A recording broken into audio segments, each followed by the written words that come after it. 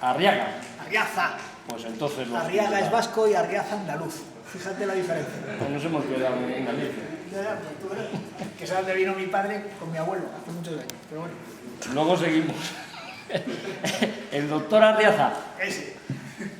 Bueno, os va a hablar, es doctor en Medicina y Cirugía, medalla de plata de la Real Orden del Mérito Deportivo en el año 2009 y bueno, tiene hasta que os queráis ir, porque ya es el último. Ahora sí que ya no hay nadie detrás que venga apretando.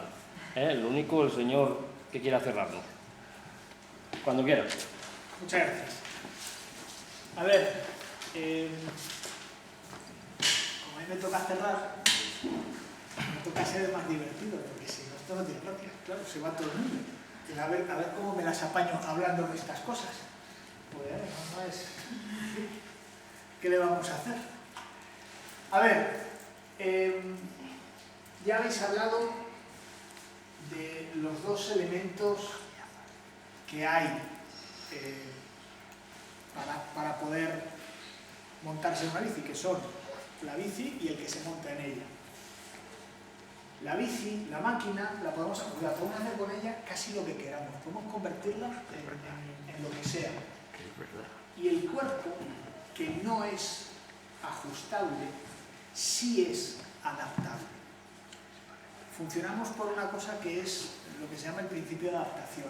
El principio de adaptación es algo que en la naturaleza permite que los seres vivos vayan modificando sus características dependiendo de lo que necesitan. Nos adaptamos si el estímulo es lo suficientemente alto, pero si es demasiado alto nos lesionamos. Y ese es uno de los grandes problemas. Si yo cojo una hoja de papel y la levanto 1000 veces, no me voy a adaptar a hacer más fuerza cuando intente levantar 50 kilos. Pero si intento levantar muchos kilos de golpe o muchas veces, me voy a lesionar, porque no le he dado tiempo a mi cuerpo a adaptarse. Y eso, que parece una chorrada, es lo que casi siempre olvidamos. Y es lo que da lugar a que aparezcan las lesiones por sobreuso. Las lesiones traumáticas, hombre, más o menos todo el mundo tiene una idea de por qué ocurren. En el ciclismo, aunque no es un deporte de contacto ni de combate, la verdad es que se pelea contra los elementos. Y es lo que va a dar lugar a la mayor parte de las lesiones. Las lesiones por sobreuso fastidian un montón. Te duelen durante mucho tiempo. Te tienen fastidiado. Pero las de verdad graves son las traumáticas. Y son las que se producen cuando nuestro cuerpo actúa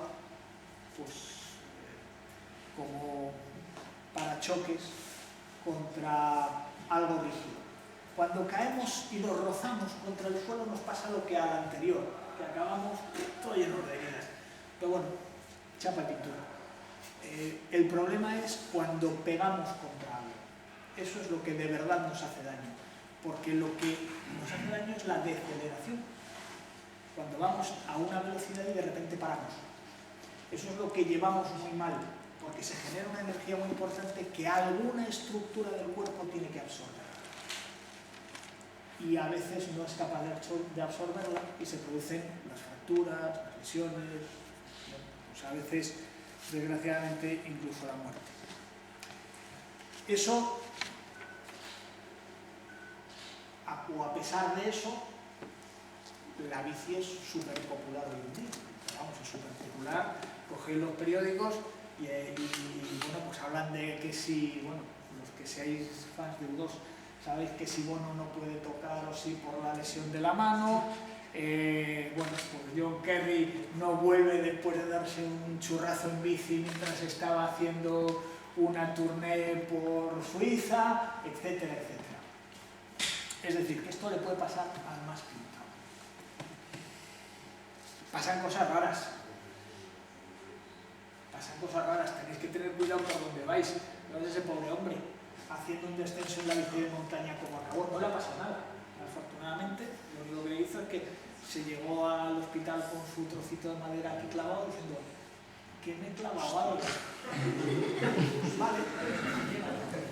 y que no me lo he querido tocar. Bien hecho. Entonces nada, lo comieron, se lo quitaron y aquí paz y después gloria. Bueno, cuando llegó a casa creo que lo pusieron de grana y oro por haberse ido por donde no debía con la bicicleta, pero esa es otra historia. Esto no es una cornada, parece una cornada, pero es lo que te hace los cuernos de cabra cuando saltas por encima de ellos. Sí, es humanidad, ¿verdad?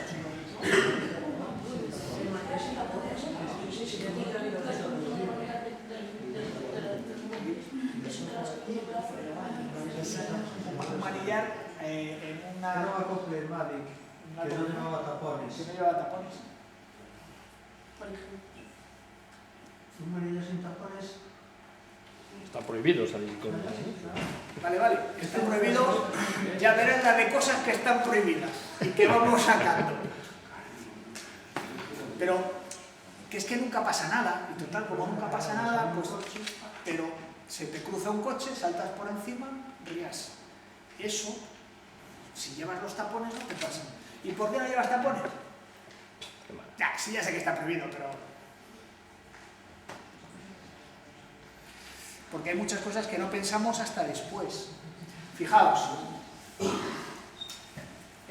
Bueno, en Estados Unidos hay una clasificación de películas, dependiendo de los públicos a los que van dirigidas o que pueden entrar, a verlas sin problemas. Entonces, los GIPG, esa clasificación es para todos los públicos, digamos, y para niños acompañados de sus padres.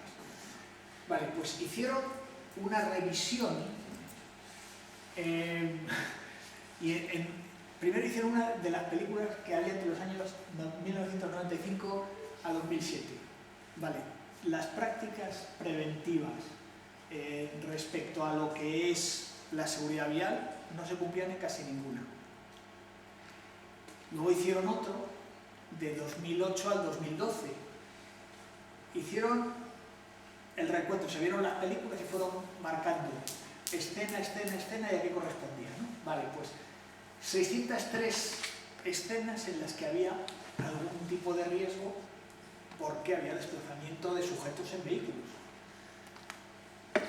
De ellas, 175 incluían niños.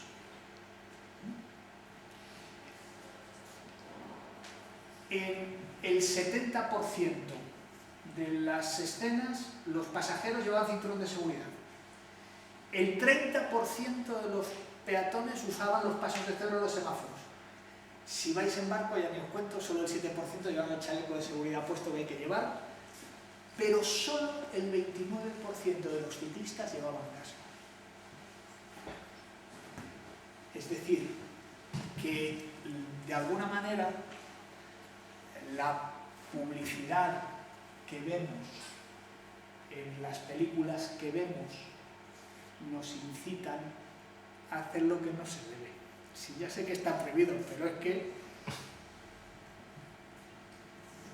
Entonces, de alguna manera, igual que ahora en las películas, según para quién está prohibido fumar, o está prohibido que en los estadios haya publicidad, o en cualquier evento deportivo de una bebida alcohólica o de tal, pues probablemente deberíamos prohibir, o se debería prohibir, que se mostrasen escenas o situaciones en las que los sujetos se exponen al riesgo, porque luego, si seguís leyendo el trabajo ese, resulta que prácticamente a nadie le pasaba nada por no llevar esto, con lo cual, digamos que, bueno, la lectura o el mensaje es, no hace falta. Pues sí que hace falta. Entonces, eso es fundamental. ¿Y por qué? Pues porque el traumatismo craneal, el golpe en la cabeza, es lo que representa el mayor riesgo para los ciclistas. Cuando un ciclista tiene un golpe, de los ciclistas que acaban en urgencias, un tercio de ellos acaban porque han tenido un golpe en la cabeza. Que se hace un rasponazo, se lo cura en casa. Pero de los que llegan al hospital, ya con un raspón un poco más grande, un tercio llegan con un golpe en la cabeza. De los ingresos que hay en los hospitales por causa de una bicicleta, 2/3 son por golpes en la cabeza, por traumatismos craneales. Pero es que son los que causan las 3/4 partes de las muertes de los ciclistas. O sea que va a ser que esto hay que cuidar. Porque es importante.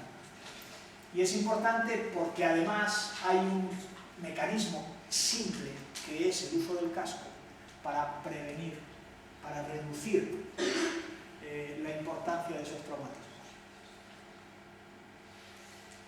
No sé si habéis oído, han empezado ahora creo con la nueva campaña de seguridad vial de la DGT,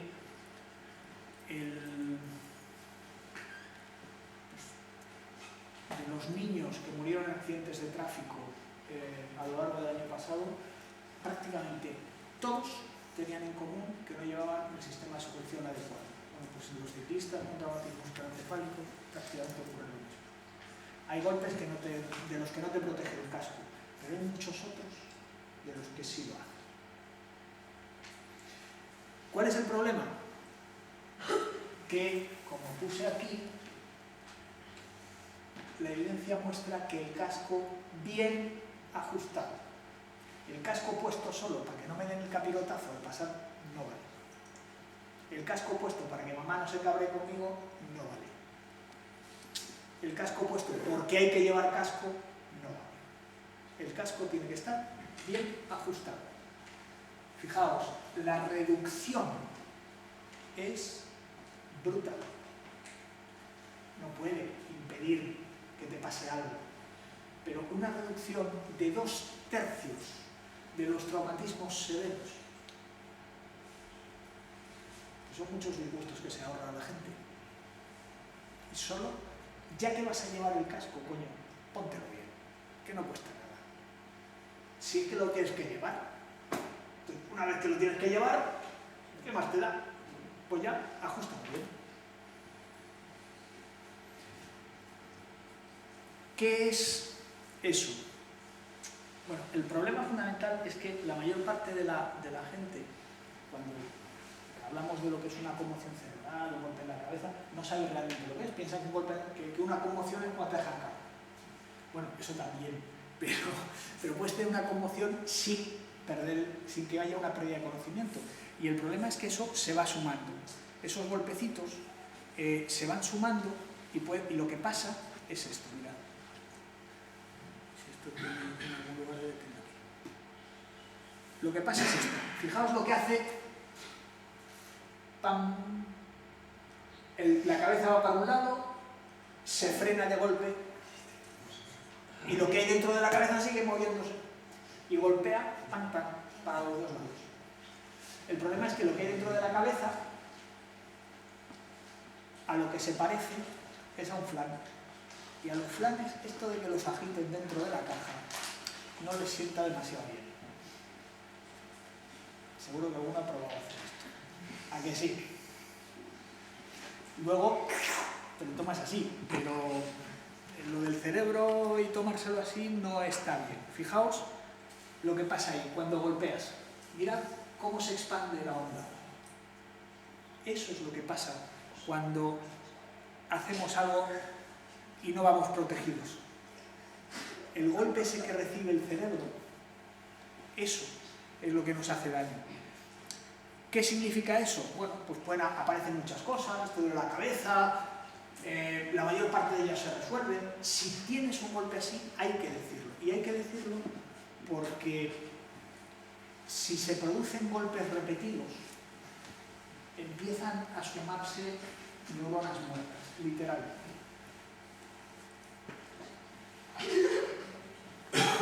Es una situación en la que poco a poco una parte del tejido cerebral va perdiendo función. Se te puede olvidar la tabla del 2 o la lista de tus amigos o te puedes deprimir y puedes entrar en una situación en la que no eres capaz de concentrarte y empiezas a tener problemas serios y puedes acabar literalmente cagado. Pues en ciclismo no es frecuente que la gente se dé golpes repetidos, pero después de uno, si ocurre eso, hay que tener durante tiempo suficiente un margen de seguridad para que no vuelva a ocurrir otro. Y no podemos ocultar lo que nos ha pasado simplemente para que no nos dejen seguir en la bici esta semana un poquito más.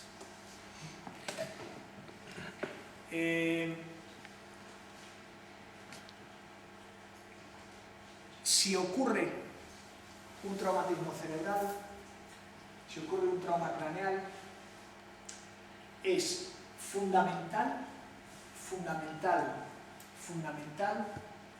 vigilar al sujeto. Y a veces lo tiene que vigilar el colega que está a su lado. La muerte. Porque a lo mejor estás en no sé dónde y te toca. Entonces, si hay vómitos, si se produce un dolor de cabeza intenso, si el sujeto no sabe dónde está, o aunque parezca que sepa dónde está, no fija los recuerdos. Entonces, joder, ¿dónde estamos? No te preocupes, que ya hemos llegado hasta Talavera. Oye, ¿dónde estamos? Que no te preocupes, que ya hemos llegado hasta Talavera. Y te habla de otras cosas, y luego te dice, oye, ¿y dónde estamos? Bueno, empieza a preocuparte porque ya hemos llegado hasta Talavera hace un rato. Hay gente que no fija los recuerdos y se queda en esa fase repetitiva.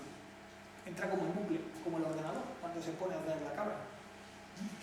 Eso es un signo de que hay que avisar a alguien para que nos eche una mano.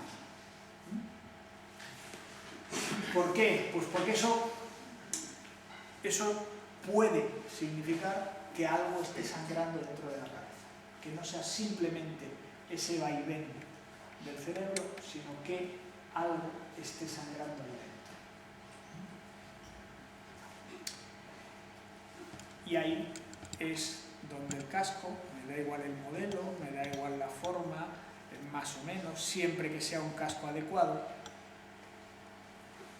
entra en juego. Pero el problema es que, fijaos, lo que os decía antes, si el casco está bien ajustado, la reducción del riesgo de tener una lesión es muy alta, muchísimo más alta. Entonces, de hecho, lo que significan esas cifras estadísticas es eso, que el sujeto que tiene un casco bien ajustado y tiene un traumatismo en la cabeza tiene 3 veces y pico menos posibilidades de que le pase algo que el que lleva un casco que lo lleva de paseo. Insisto, ya que tienes que llevarlo, póntelo bien, ajústalo bien.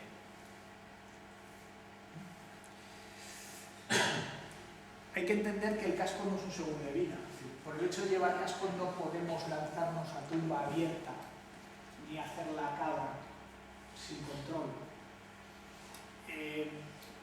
El casco hay que incorporarlo dentro de eso, de un programa global de seguridad vial, y hay que buscar para circular, siempre que sea posible, esos carriles segregados, esas zonas para ciclistas, esas zonas en las que, si tenemos que convivir con automóviles, la velocidad del automóvil sea más baja. Fijaos el desastre del fin de semana pasado. No es lo mismo que el límite de velocidad sean 60 km/h que sean 120, 100. Entonces, en la medida de lo posible, hay que buscar esas vías. Y las otras lesiones, las lesiones de sobrecarga, ¿por qué se producen? Pues se producen básicamente porque pedaleamos. nos ponemos encima de la bici y nos liamos a darle flexión y extensión a la cadera, a la rodilla y al tobillo, a darle al maquinillo de manera continuada, mientras intentamos que nuestro tronco se mantenga estable y colocamos nuestro cuello en extensión y tratamos de amortiguar con los brazos. Dice, bueno, pero una pedalada, en fin, tampoco es tan malo. No estoy pegando contra nada, no es como si estuviera corriendo y hay un impacto. Bueno, depende.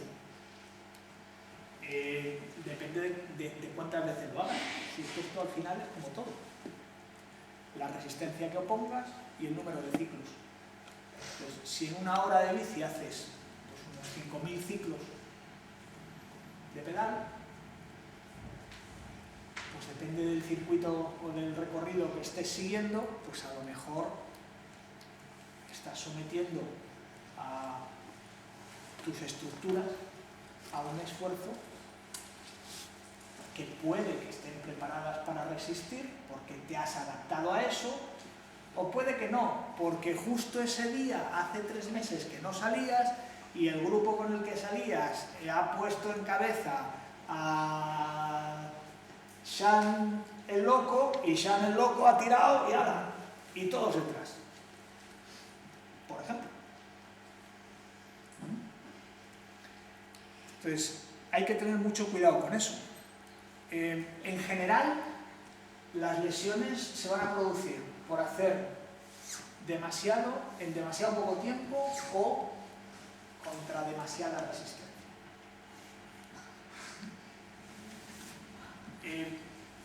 Otras, y ya habéis empezado a ver un poco de eso, van a producirse porque aunque hagas, digamos, la carga adecuada, el número de ciclos adecuados y contra la resistencia adecuada, lo haces montado en una herramienta inadecuada. Y lo haces de manera que no hay una armonía entre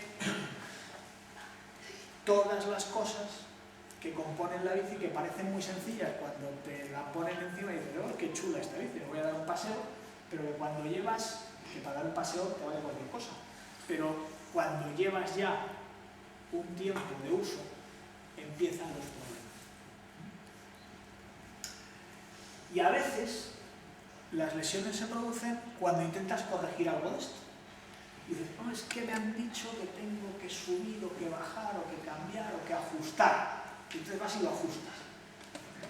Y de la misma manera que normalmente cuando tenemos una persona que tiene una dismetría, un acortamiento de una pierna respecto a otra, casi nunca se la corregimos del todo y de golpe, porque ha ajustado su brújula, está así, pero para él es como la balanza, le ha puesto el tren y él, para esto es la horizontal, esto para ti es la horizontal, porque llevas así toda la vida y estás acostumbrado a esto, y de repente te lo corrige, y si haces esto es exactamente igual que si te pusieran así. La adaptación de tu cuerpo te lleva ahí. Entonces, en la bici es exactamente lo mismo. La adaptación hay que hacerla de manera gradual. Entonces, como recomendación general, fijaos, se habla de no cambiar la altura de las bielas más de 2,5 milímetros de golpe, poquito a poco, poquito a poco, poquito a poco. Puedes ir subiendo, pero no puedes hacer una compensación grande.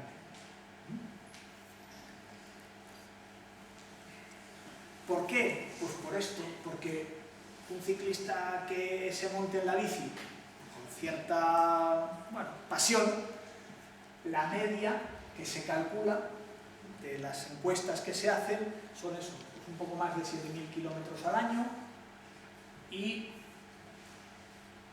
prácticamente 3 eventos, 3 situaciones de festival no competitivas, pero en las que ya hay una cierta exigencia.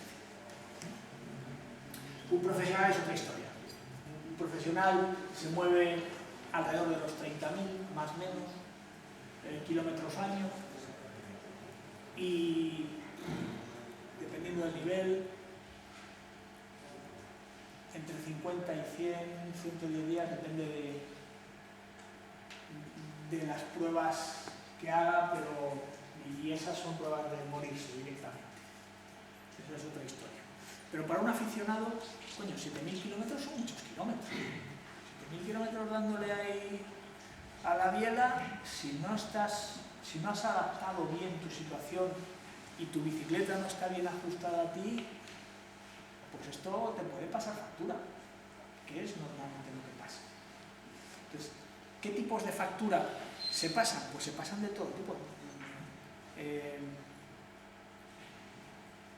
Seguro que los que tienen más kilómetros encima ya han pasado por muchas, me imagino.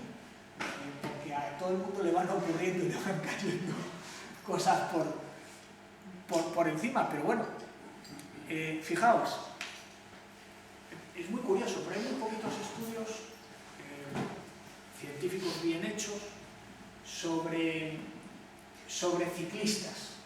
Entonces, en profesionales, el único estudio que he encontrado es este, que lo que analizó es un total de 109 ciclistas, que tampoco son tantos, profesionales, que llevan más de 4 años de profesionalismo, y sorprendentemente la primera causa de lesión o de queja o de problema que tenían todos era la zona lumbar. Lo que más les molestaba, la espalda baja. No era la rodilla, no era era la espalda. Ahí tenéis el estudio. Lo siguiente, lógicamente, es la rodilla. Pero lo siguiente es el cuello. Es decir, que la zona de la espalda hay que protegerla para poder montar en bicicleta o poder hacer bici de manera adecuada. A lo mejor entre los aficionados la estadística no es exactamente igual que entre los profesionales, pero tiende a parecerse mucho. O sea que para hacer bici no hay solo que hacer bici. Prácticamente ningún deporte digamos, en ningún deporte el entrenamiento del propio deporte es suficiente. Necesitamos algo más. Y ese algo más, en el caso de la bici, es fundamental. A ver, ¿por qué el dolor cervical? Pues el dolor cervical, pues por esto. Porque cuando estás en la bici, tú tienes que mirar hacia adelante, tienes que ver lo que se te viene encima. Y para eso tienes que colocar la cabeza en una situación que hace que, de alguna manera, estemos, decimos siempre, llevando el melón con los brazos separados. A ver, me explico. Si a vosotros os dan un melón para llevar desde el mercado a casa, nadie lo lleva así. Si no te dan una bolsa, tú lo llevas aquí agarradito. Porque cuanto más lo separes, mayor es el brazo de palanca que tiene y por lo tanto más exige a tus músculos que trabajen para sostenerlo. Por eso tenemos la cabeza encima de los hombros, normalmente. Ya sé, ya no me mires así, ya sé que hay muchas películas de zombies ahora que la cabeza la llevan en los pies, pero normalmente, digo, la cabeza la llevas encima de los hombros. Es lo habitual. Entonces, si la llevas separada, te cuesta más. Y si la llevas ahí, la musculatura paraespinal está en tensión continua. Porque el melón está muy separado. A ver, por lógica, ¿qué tendríamos que hacer? Tenemos dos opciones. O devolvemos el melón a la posición, llevamos la cabeza encima de los hombros, o entrenamos mucho esa musculatura. ¿Quién entrena esa musculatura para andar en bici? Poca gente. Entonces, ¿cómo se puede hacer eso? Pues hay dos ejercicios tontos. Uno es estar tumbado y con la espalda completamente pegada, como veis al sujeto de arriba, con los brazos ahí, y levantar el cuello y aguantarlo. Parece una tontería, pero, hombre, si lo levantas y lo aguantas 3 segundos, no. Pero cuando llevas en esa posición entre 30 segundos y 2 minutos, que es lo que se pide, empieza la cosa ya a darte la risa. ¿Por qué un isométrico tan prolongado? Pues porque la bici la hacemos en práctica de isometría de manera muy prolongada y tienes que adaptarte de nuevo a la situación real que vas a vivir. Y a la inversa, los extensores, pues lo que hacemos es colocarnos de frente, tirar de las escápulas y los hombros hacia atrás y levantar el cuello, levantar la frente un poquito. No arquear todo el cuerpo, sino tirar con los hombros y con la cabeza. Y de nuevo, en isometría y manteniéndolo durante un tiempo prolongado. Porque, insisto, es lo que luego vamos a necesitar para estar tiempo encima de la bici.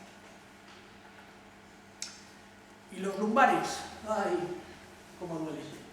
Pues los lumbares, porque estamos, sobre todo cuanto más aerodinámicos queramos colocarnos, en una posición de flexión sostenida.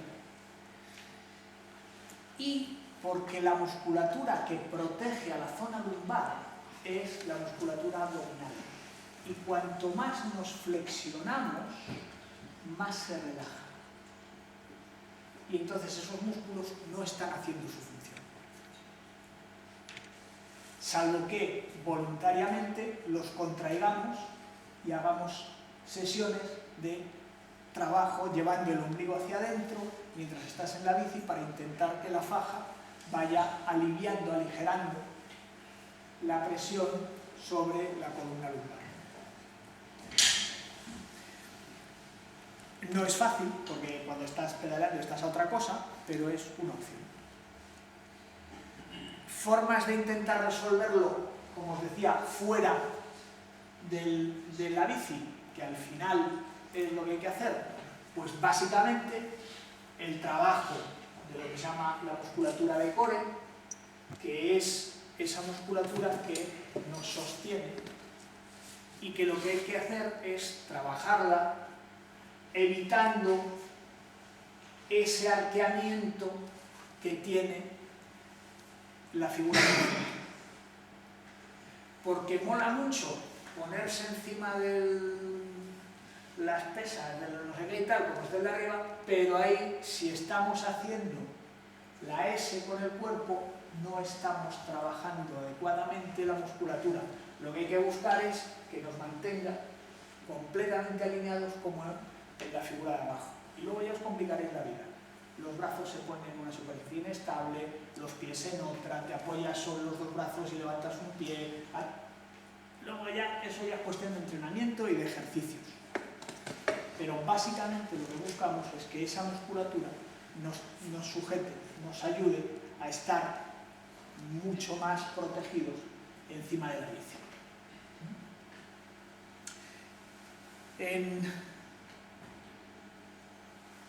En la bici, otra de las cosas que duelen con frecuencia, no cuando empiezas a pedalear después de mucho tiempo, que te duele el culo literalmente, sino cuando llevas un tiempo ya pedaleando, es la zona glútea. Y dentro de la zona glútea, uno de los músculos que sufre es el que se llama piramidal. El piramidal es ese musculito que hay ahí, que está debajo del glúteo mayor y por lo tanto no se ve, porque lo que se ve es la cacha del glúteo y no se ve lo que hay debajo. Pero es un músculo muy peculiar. Es un músculo peculiar porque, bueno, del sitio de donde nace al sitio a donde va, por el camino se encuentra con un vecino que es el nervio ciático, que es esa cosita amarilla que sale por ahí, y ese músculo se apoya encima y lo puede comprimir dependiendo de la tensión que tenga. ¿Y por qué, además, ese músculo responde mucho a la tensión que haya en el sacro y en los ligamentos que salen desde él? Y entonces es relativamente fácil que se agarrote, se contracture y empiece a dar dolor. Todos habéis tenido alguna vez un calambre o alguna vez un músculo se os ha agarrotado y se pone el músculo duro.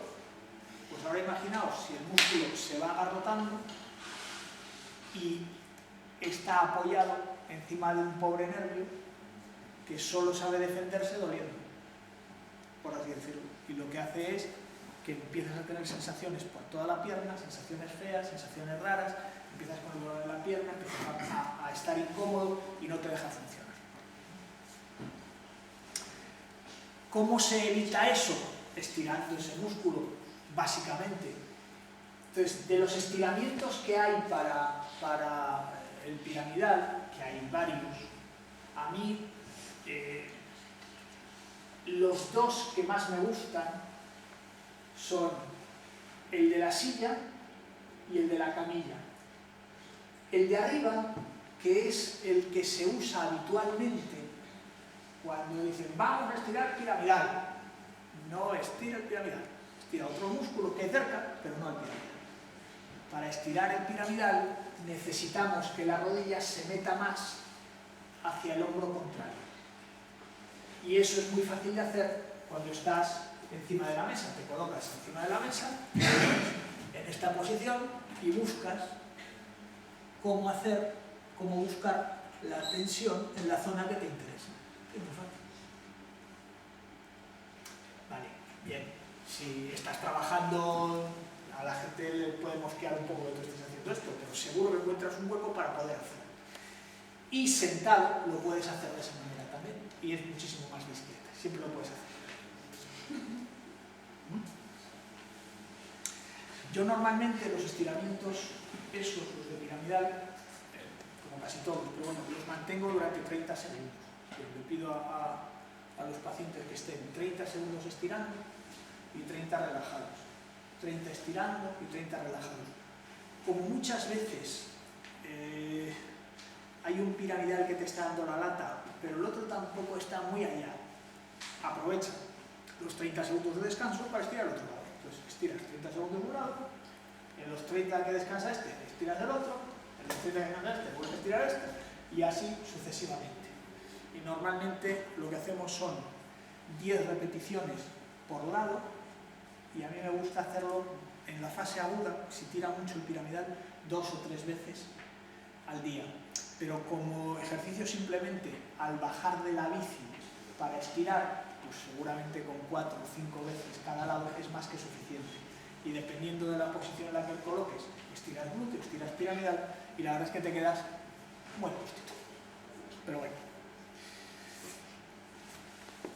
Un problema que hay con la bici es este, chicos, que si te pasas con la bici, el sillín puede hacer que aparezcan problemas en la zona pélvica, en la zona por donde pasa un nervio, que es el nervio pudendo, que hace que empieces a tener sensaciones raras, hormigueos y falta de sensibilidad en unas zonas que no están pensadas para que les falte sensibilidad precisamente. Entonces, sí, lo que hay. Y entonces, hay que tener mucho cuidado, básicamente con el ajuste del sillín. Entonces, si alguien empieza a notar que cuando lleva tiempo en la bici, empieza a tener una sensación como de que algo que no debería estar dormido está dormido, lo que hay que hacer es cambiar la altura del manillar lo primero, de manera que quede por encima de la altura del sillín. Que vale, que corro un poco menos, que voy un poco menos rápido, que el primo Luis me ha pasado, o que la prima Toñi... Vale, lo que tú quieras, pero yo a lo mío. Entonces, hay cosas, otras cosas, que se pueden probar, y de hecho, pues, a lo mejor muchos estáis utilizando ya sillines de estos, bueno, diferentes, con gel, más anchos, con un corte, con tal, bueno, hay formas, pero esos nadie sabe si te van a funcionar. Te puedes comprar 4 sillines y descubrir que ninguno de esos te vale. Entonces, bueno, ¿qué le vamos a hacer? Tienes que ir probando. ¿Claro? En fin. Luego tenemos problemas que están causados por alteraciones anatómicas. Dime. Lo de antes está relacionado con la punta del sillín, si está demasiado alta o demasiado baja. El tipo de punta de sillín. Por eso, pero si tú inclinas mucho la punta o tú te vas muy adelante, haces el mismo efecto. Al final es lo mismo, que esto esté para acá o que tú estés para allá. El efecto es este. Entonces, hay gente que lo que hace es bajar la punta del sillín, pero tampoco la puedes bajar mucho porque te caes. Hay sillines, claro, es lo que hay. Hay sillines cortados, sillines abiertos, sillines... En fin. Pero al final es un problema de ajuste. Os decía que las alteraciones anatómicas, hombre, la verdad es que hay poca gente que tenga una alineación perfecta, que anatómicamente sea simétrico, perfecto, sus segmentos equilibrados, de la misma longitud. ¿Cuántos de esos os encontráis cuando los estudiáis? Uno o ninguno, ¿no? Hay poquitos, muy poquitos, todos tenemos algo, nadie es perfectamente simétrico. Entonces, esas alteraciones pueden ser más o menos marcadas y pueden ser o pueden necesitar un ajuste mayor o menor y una corrección mayor o menor.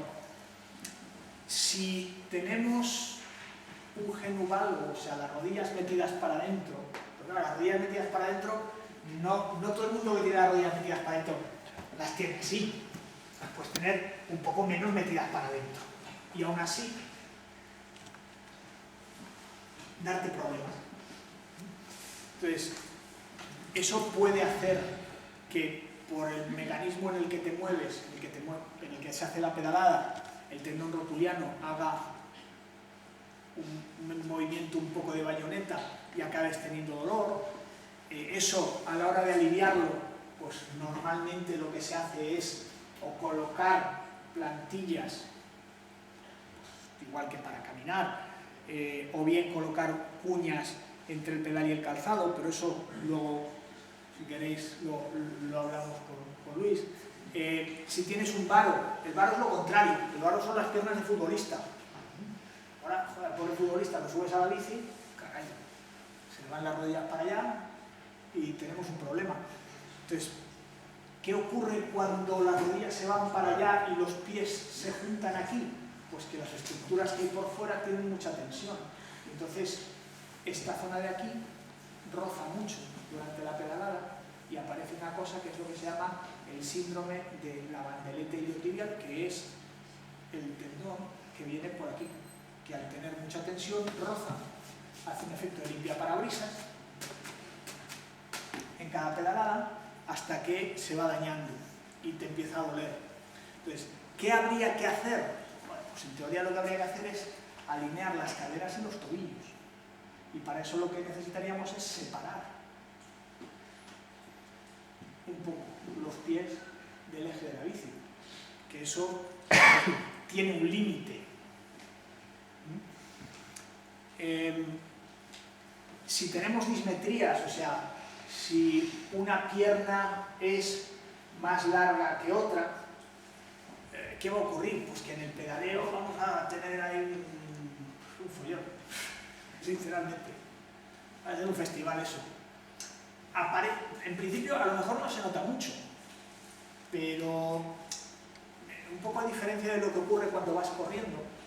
Cuando tú vas corriendo, tú puedes tener una pierna un poco más larga que otra, pero de alguna manera tú estás en el aire hasta que vuelves a apoyar. Entonces una zancada puede ser más corta, otra puede ser más larga, pero lo puedes compensar aceptablemente bien. Mientras que cuando estás amarrado al pedal y al sillín y al manillar, tus posibilidades de compensación empiezan a ser más pobres. Puedes tener muchos más problemas. Entonces, normalmente lo que se busca es ajustar. Entonces, se ajusta la bici habitualmente a la pierna larga y se coloca una plantilla en la pierna corta. Pero claro, esto todo tiene sus límites.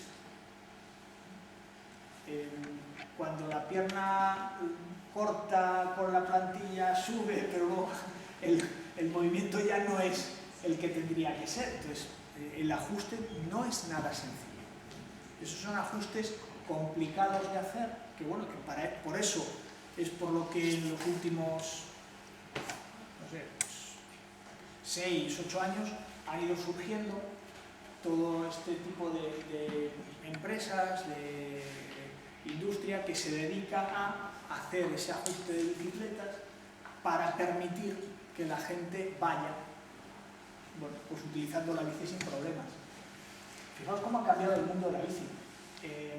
En Estados Unidos ahora mismo, los estudios de las empresas que se dedican al análisis de mercado dicen que el mercado de la bicicleta lo mueven ahora mismo fundamentalmente las mujeres entre 28 y 45 años. O sea, que son las que más bici compran. En Estados Unidos. En Estados Unidos. En España. Igual, dale tiempo, dale tiempo. Actualmente en Estados Unidos queda el 50% son hombres y el 50% mujeres de la práctica, y en Europa se prevé que en los próximos 5 años aumente un 70% el tema de la bicicleta. O sea, al final esto es una previsión, pero ya está ocurriendo en algunos sitios. Claro, ¿qué pasa? Tú te vas a Alemania, te vas a Holanda, claro, pues, el índice es muy parejo. Hombres y mujeres, a todos por todas partes. El índice de gente que utiliza ese medio es muchísimo mayor. Pero porque todo lo favorece. Claro. Aparte de, si quieres, la orografía, pero también la cultura, el diseño de las vías. Filosofía en general. Claro, pues son muchas cosas, pero todas esas cosas, hay otra cosa que bueno, pues en la que se está estudiando, y es el impacto que tiene sobre la salud poblacional la promoción del uso de bicicletas urbanas. ¿Vale? Bueno, o sea, quiero decir, pero alguien tiene que medirlo, porque al final todas estas cosas se reducen a dos. Una, ¿cuántos votos me dan? Y dos, ¿cuánto me cuesta o me ahorra? Punto. Sí, pues ahí es donde surge el problema, porque el estudio no es gran necesidad, porque es lógica. Simplemente es... El estudio es porque necesitas plasmárselo para que ejecuten. Necesitas demostrarlo. A eso me refiero. Entonces, si tú dices, mira, esto te va a dar 50.000 votos más, ni se discute, lógicamente. O esto te va a ahorrar 3 millones de euros. Pues probablemente no se discutan si te los ahorras. Si se los va a ahorrar de la legislatura que viene, igual se discute porque igual ya no eres tú. O sea, pero este es otro problema. Esa es otra historia, es un mal endémico, ¿no? Eso no es... Entonces, bueno, pues eso, lo que os decía, ¿no? Entonces, dependiendo de cómo sean las diferencias, pero bueno, eso os lo cuenta luego Luis, cómo se hacen, o ya lo has contado, cómo se hacen los ajustes. No, pues ya lo he contado. Entonces, yo os cuento que si eso no lo tienes en cuenta, lo que os puede pasar es que un porcentaje muy importante de los ciclistas aficionados, no ya de los ciclistas profesionales, que ya hemos visto el porcentaje que tenían, que lo que más les dolía es la espalda, curiosamente, y probablemente les duele la espalda porque ajustan bien la bici y protegen muy bien sus rodillas, y porque se adaptan muy bien durante todo el periodo de preparación a lo que les espera después. Pero entre los ciclistas aficionados, fijaos que algún estudio lo que dice es que más de la mitad de ellos en algún momento han tenido dolor de rodilla y por sobreuso, no por caerte y darte con la rodilla contra algo. Entonces, si hemos quedado que las lesiones por sobreuso básicamente vienen por un error de adaptación o de ajuste de material, pues eso lo que significa es que el mayor porcentaje de ellas, en teoría, las podríamos prevenir que sería lo ideal.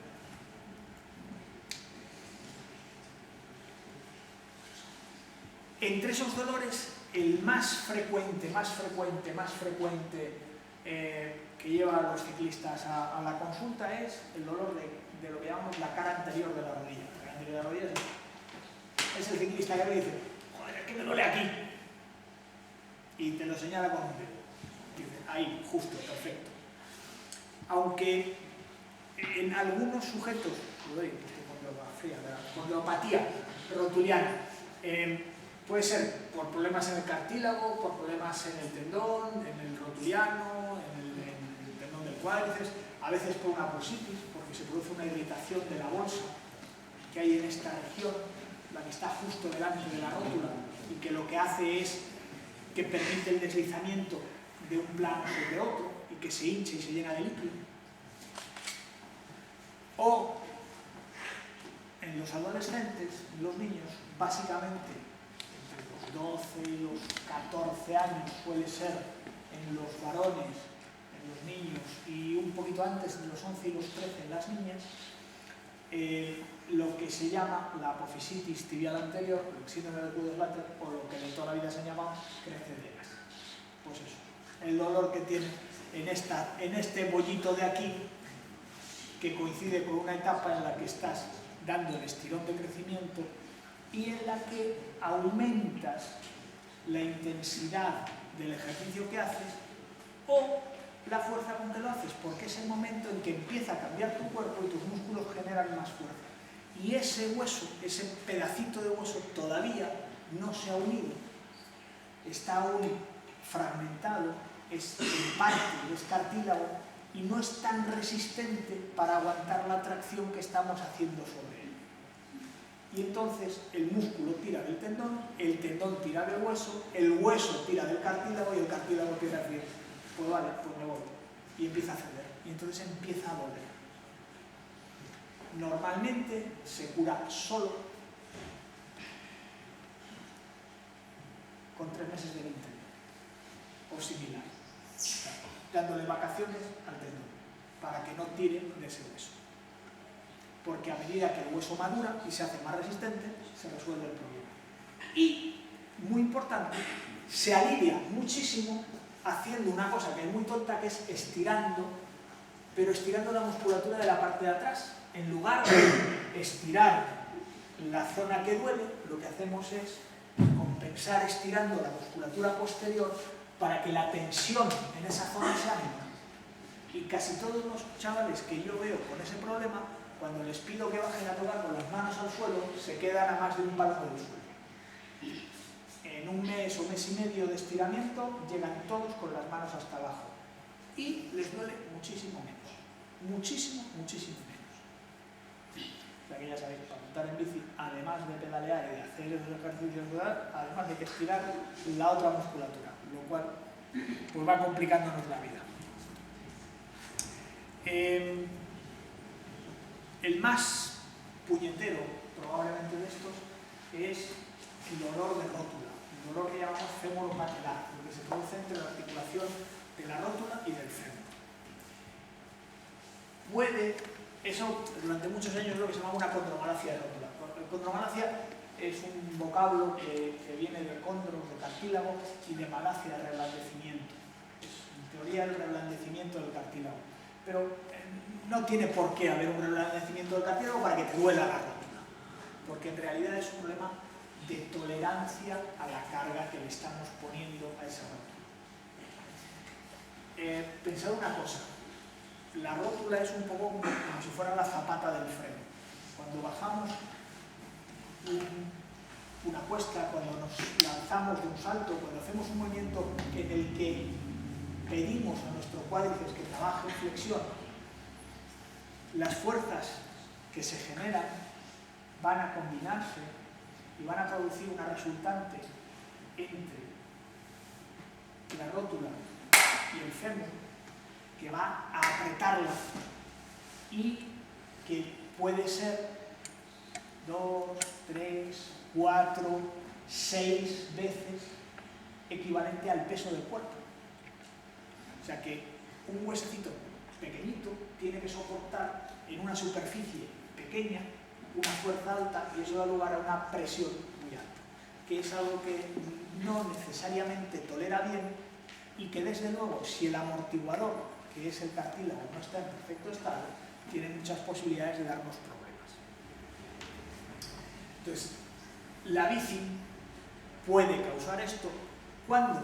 Pues básicamente dependiendo de los desarrollos que utilicemos. Lógicamente. En los corredores es muy frecuente que les aparezca, pues después de estar entrenando de manera un poco intempestiva, multisaltos o cuestas, y en los ciclistas, pues igual. Bueno, saltar con la bici no, pero con las cuestas sí. Bueno, algunos saltan con la bici, ¿verdad? Sí, esto siempre hay alguno. Entonces, al principio se tolera bastante bien, duele porque duele después de bajar de la bici, y dice, bueno, esto, vale, de aquí al sábado que viene que vuelvo ya se me ha pasado. Vale, pero luego cada vez va más, y empieza a molestar no solo cuando estás en la bici, sino que te molesta también cuando estás sentado, cuando vas conduciendo o vas en el coche. Ahora ya menos, porque en los cines hay más espacio para sentarse, pero esto se llamaba claudicación de butaca o signo del teatro, porque te ibas a un teatro o a un cine y imaginaos en una hilera como esta de butacas, te encontrabas en un lado todos con una pierna afuera, o sea, a ti te duele la rótula, a ti te duele la rótula, a ti te duele la rótula. Todo el mundo buscaba el asiento de lado para poder estirar la rodilla. Entonces, bueno, pues llega un momento en que interfiere con la vida normal. Entonces, con eso hay que tener, bueno, hay que intentar que deje de ocurrir. Y eso es lo que vemos. Mirad, lo de arriba son imágenes de artroscopio, lo de abajo es una imagen, bueno, pues real, digamos. Si veis, el de arriba, de la izquierda, lo que tiene son dos pelillos. Bueno, el cartílago no es eso, el cartílago es una estructura perfecta, lisa, porque tiene que servir para deslizar. Y si tiene pelillos, ya vamos mal. El otro ya no es que tenga pelillos, es que tiene cráteres. Y claro, deslizar ahí es mucho más complicado, porque puedes ir deslizando y de repente quedarte enganchado, que es lo que le pasa a esta gente, que nota que hace ¡pum! Y que algo le salta. Y el de aquí abajo, pues eso ya es lo que tiene el Vesubio entero, es un agujero que hace imposible el deslizamiento normal de su rótula. La cara externa de la rótula. Esa justo está volteada hacia externa, es la cresta media y la parte de la faceta externa. O sea, es un agujero que tenéis ahí, o que se puede tener ahí. Entonces, eso a veces te viene dado, porque te viene dado, porque tu genética, tu cartílago o lo que sea no es de buena calidad, pero otras veces nos lo buscamos, nos lo ganamos a pulso, y con eso es con lo que hay que tener cuidado. Lo que te cae del cielo te cayó, y con esto no puedes hacer mucho, pero desde luego lo que te ganas a pulso hay que intentar que no sea. ¿Por qué? Pues porque es muy difícil de tratar, porque para tratarlo hay que hacer un ajuste de la carga que el tejido es capaz de resistir, y eso en general es difícil, y es difícil especialmente en algunos colectivos y en algunos sujetos que están muy enganchados a lo que hacen. Cuando le digo a un ciclista, pues ahora no puedes montarte en la bici y dentro de un tiempo vas a empezar y vas a hacer pues 10 minutitos y llaneando y tal, pues, en fin, pues no. Pero hay que buscar un ajuste que permita que ese tejido vaya normalizándose y se vaya adaptando. Y lo que hay que hacer es buscar, es una regla muy general, pero que normalmente funciona bien. Lo que hay que buscar es qué es lo que se tolera, que a veces la gente dice, joder, yo cuando estoy 5 minutos en la bici ya me duele, ¿vale? Pues 5 minutos es lo que toleras. Y a partir de ahí vamos construyendo. Y vamos construyendo en incrementos que no superen el 10% cada semana o cada 2 semanas. Lo que pasa es que ese es un incremento... Es que una merda. Vale, díselo a tu rodilla. Elige. Susto o muerte. O sea, o se lo dices a tu rodilla o te quedas sin hambre. Entonces, no te quedan muchas más opciones. Entonces, una forma es esa. Durante ese tiempo en el que vamos poco a poco, podemos intentar ayudar. Por un lado, hay que mantener la musculatura, todo lo que es la musculatura glútea, el glúteo medio, el glúteo mayor, toda la musculatura de la pierna, el cuádriceps, etcétera, en la mejor situación posible. Pero claro, hay que mantenerla en buena situación con actividades o con ejercicios que no hagan daño a esa pobre rótula, porque si no estamos en las mismas. Entonces hay que buscar muy bien qué es lo que se puede hacer sin dañar, sin causar dolor, porque el dolor es el síntoma del daño. En ese tiempo hay que aprovechar para hacer el ajuste adecuado de la bici, lógicamente. Si hay algún error que lo pueda haber favorecido, pues hay que identificarlo. Si es porque has decidido que te ibas a correr la no sé qué, después de 6 meses sin subirte a la bici, pero es que iban todos tus amigos y había que acabarla, pues vale, ese es otro problema. Ese problema ya es forma más difícil de tratar.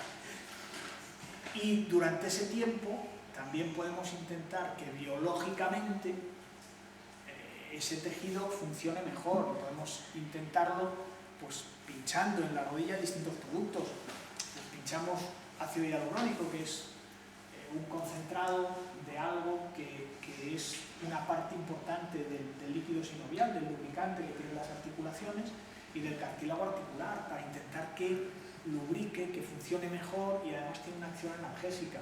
O les pinchamos con factores de crecimiento, sacamos sangre, procesamos esa sangre y concentramos las proteínas que son las que tienen acción en el cuerpo de manera natural de reparación o de estimular la reparación. Son las que cuando nos rompemos algo, nos hacemos una herida, se liberan por las células de la sangre y disparan la reacción que hace que las células mesenquimales, las células madre que todos tenemos en todos los tejidos, se activen y se pongan a trabajar para curar el problema que tenemos. Pues lo que hacemos es concentrar esas proteínas, engañar un poco al cuerpo, bueno, hacemos así, y ponerlas en la rodilla dañada para intentar despertar una respuesta de reparación en ese tejido. Entonces vamos buscando que se produzca, bueno, pues, un conjunto de situaciones, una situación, digamos, biológica, una situación mecánica y una situación biomecánica, por llamarlo de alguna manera, que confluyan para permitir que pues, el ciclista o el sujeto pueda volver de nuevo a hacer lo que le apetece y lo que le gusta.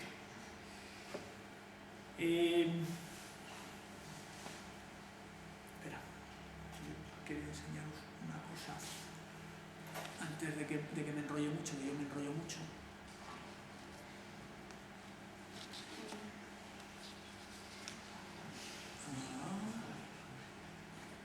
Esto, a ver, otro, ahí, que se me va. Otro de los problemas relativamente frecuentes que hay entre los ciclistas son los problemas que llamamos neurovasculares, los problemas de los nervios y de los vasos sanguíneos. De las lesiones que afectan a los nervios, la más típica, la más característica es la que se llama la parálisis del ciclista, que es algo parecido a lo que pasa cuando te tiras demasiado tiempo con el ratón en el ordenador. Cuando estás demasiado tiempo con el ratón en el ordenador, tienes la mano en una posición y notas que se te duermen los dedos, un poquito. Cuando estás demasiado tiempo encima de la bici, apoyado en el manillar, te puede ocurrir que el nervio cubital, que es el nervio que viene a estos dos dedos de la mano, a los dos pequeñitos, se vea atrapado, se vea pinzado por la presión. Y es típico que se produzca en el lado que genera más presión. Dicen, hombre, pero si yo voy igual, no vas exactamente igual. Todos tendemos a cargar un poco más en un lado que en otro, y típicamente el lado que más carga es el lado que dejas apoyado cuando vas a beber y sueltas la otra mano. Bueno, pues la que dejas apoyada es casi siempre la que guía, sea una o sea la otra, y la que lleva más presión. Al principio lo único que notas es que se te va quedando como la mano fría, como los dedos fríos, mientras estás y tienes que cambiar de posición y moverlos, y bueno, va pasando. Pero poco a poco los síntomas pueden progresar e incluso te puede dejar los dedos dormidos después de haberte bajado de la bici. Típicamente, ¿cuándo va a ocurrir? Lo podéis imaginar, cuando estáis cargados mucho encima de los brazos. ¿Y eso cuando es? Pues terrenos irregulares o sobre todo cuesta abajo, cuando tenemos que sujetarnos sobre el manillar porque nos vamos por encima de la bici. Eso es lo que ocurre, que el nervio, al estar apoyado, va comprimiéndose y va dando esa sensación de hormigueo, de calambre, que hace que la gente esté en una posición y luego va buscando cambiar el apoyo a otra, vas modificando. Eso se puede intentar resolver pues buscando el ajuste de la presión y almohadillando la zona. Usas guantes o pones armadillas en la empuñadura para que sea un poco más gruesa, y normalmente solo con eso ya es suficiente. Hay gente que dice, bueno, baja un poquito lo normal, en fin, estas cosas ya, pero la cuestión es que no haya tanta presión y tanta repercusión encima de esa zona de manera repetida.